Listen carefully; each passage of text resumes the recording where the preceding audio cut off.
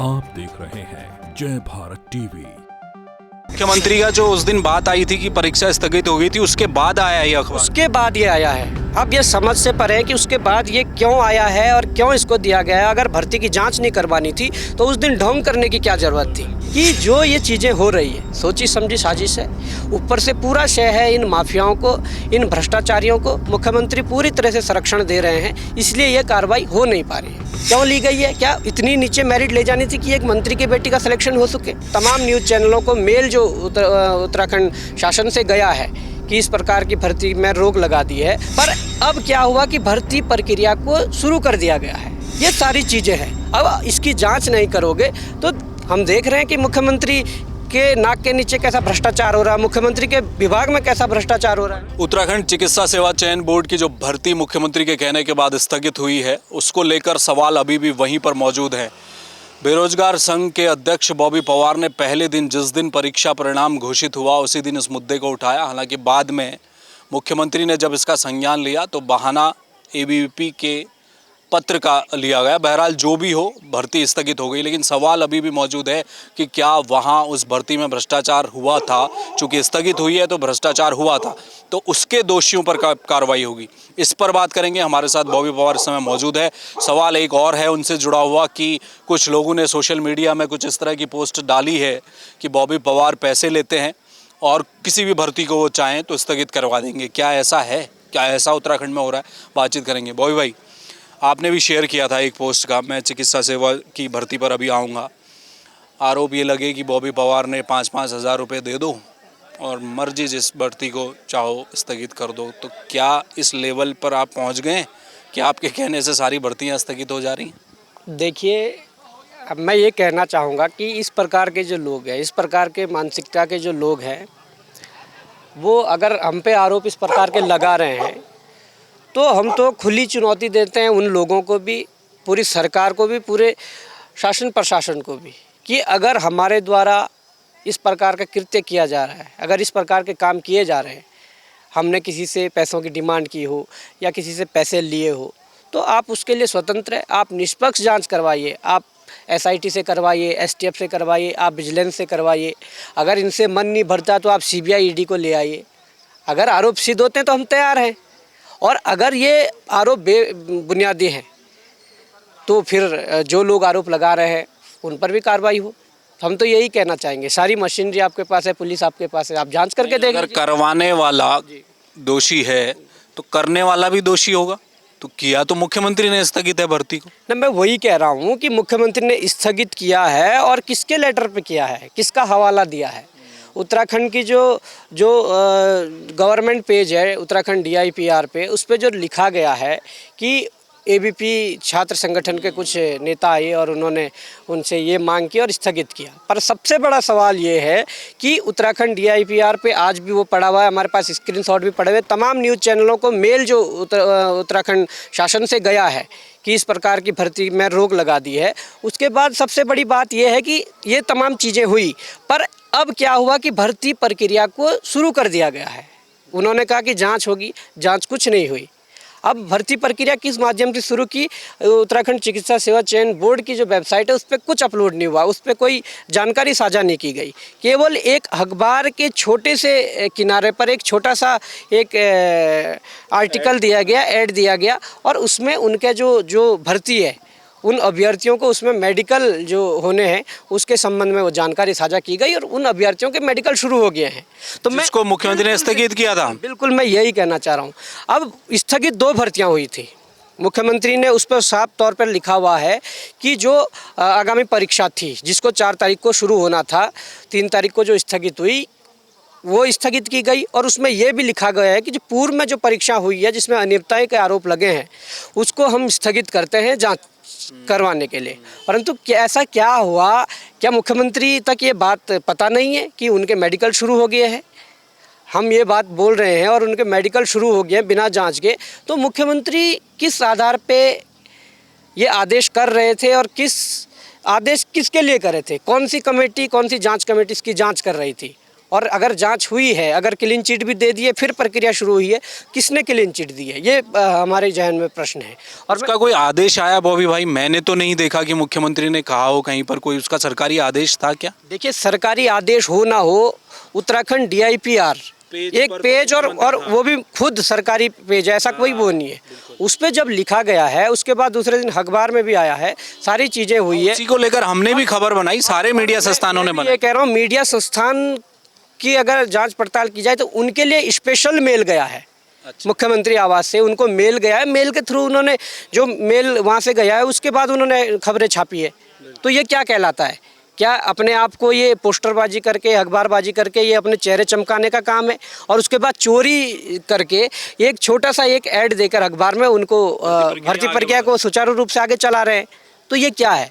इसका जवाब देना पड़ेगा। और सीधी सी ये बात है, जो अनियमितताएँ हुई है, जिस कैबिनेट मंत्री की मैं बात कर रहा था, उनकी पुत्री की जो बात है, वो सीधे सीधे ये दर्शाता है कि जब SC महिलाओं की 15 सीटें थी तो इस दौरान 15 या 45, 3 गुना अगर लेने तो 45 लड़कियां लेनी चाहिए थी, और कम से कम उसमें 100 से भी ज़्यादा लड़कियां ली गई है।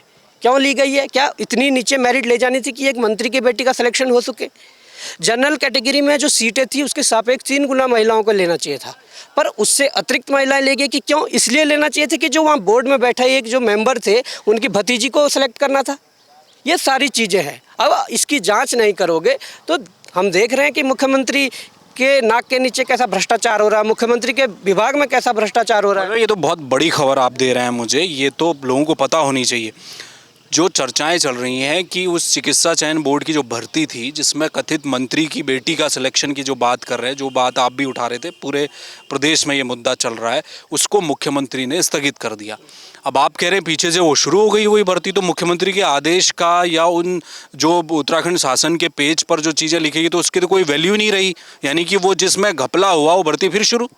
बिल्कुल, अगर मुख्यमंत्री के आदेश का पालन होता तो भर्ती की जांच होती, भर्ती प्रक्रिया अगर स्थगित की देती तो जांच के बाद उसे प्रारंभ किया जाता, जांच के बाद क्या निकल कर आता है वो प्रारंभ होता।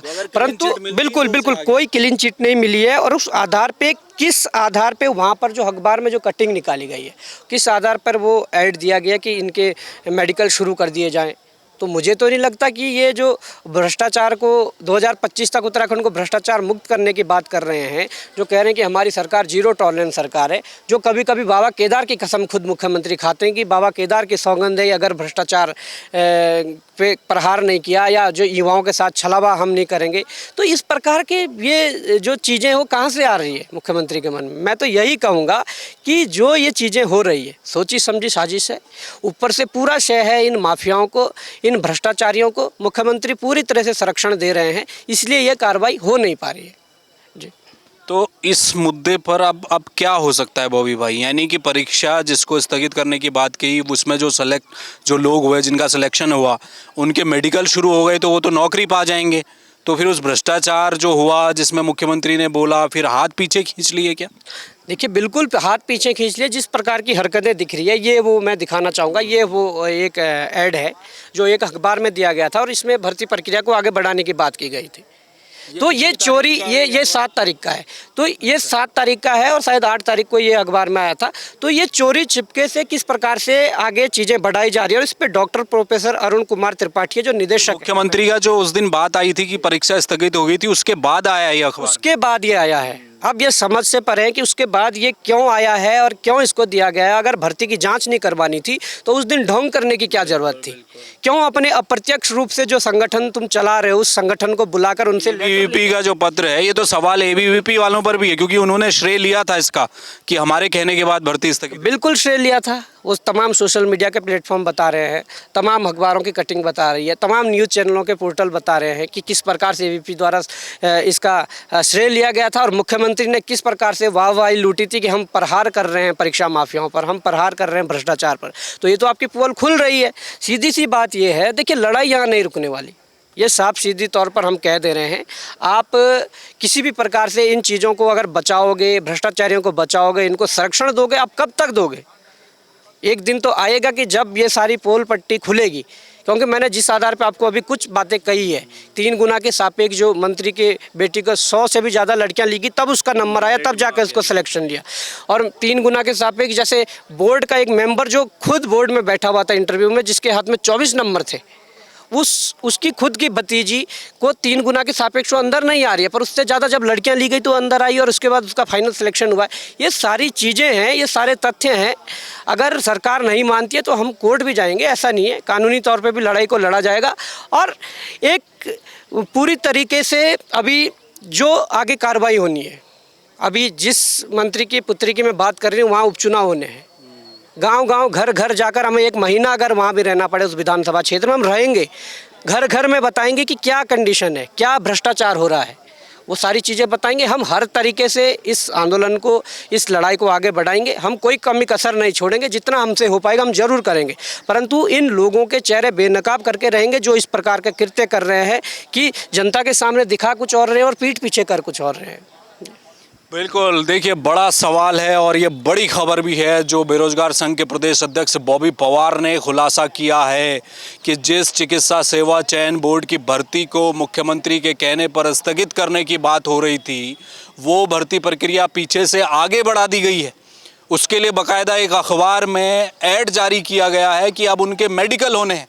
तो सवाल ये है कि एबीवीपी के छात्रों के जिस पत्र को आधार बताते हुए मुख्यमंत्री ने परीक्षा को स्थगित करने की बात कही थी, उत्तराखंड शासन के पेज पर यह बात आई थी, उसमें क्या सरकार ने हाथ पीछे खींच लिए? ये बड़ा सवाल है। बॉबी पवार का यहाँ तक कहना है कि ये परीक्षा से सरकार ने यू टर्न लिया है, परीक्षा आगे बढ़ रही है। जिन लोगों पर भ्रष्टाचार के आरोप थे, कोई जांच नहीं हुई इस भर्ती में, केवल हवाबाजी के लिए कह दिया गया कि परीक्षा स्थगित कर दी गई, लेकिन पीछे से सब कुछ चल रहा है। अब बॉबी पवार का ये कहना है कि जो दिवंगत नेता, कैबिनेट मंत्री, पूर्व कैबिनेट मंत्री चंदन राम दास, जिनकी पुत्री पर सिलेक्शन को लेकर आरोप लग रहे हैं, उपचुनाव में जाएंगे, घर घर जाकर बताएंगे बागेश्वर के उपचुनाव में कि क्या कुछ खेल हुआ है। ये बॉबी पवार का कहना है।